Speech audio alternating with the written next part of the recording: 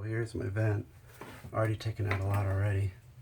I'm gonna take this brush, stick it up this hole, and I have 4 sections of fiberglass flexible drill bit attached to that brush.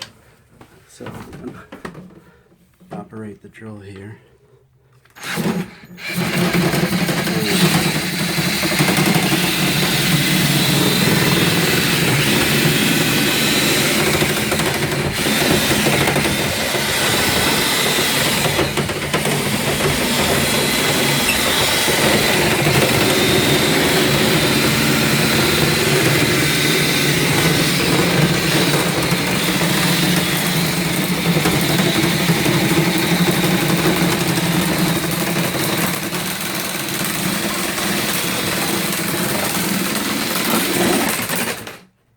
Holy, look at all that.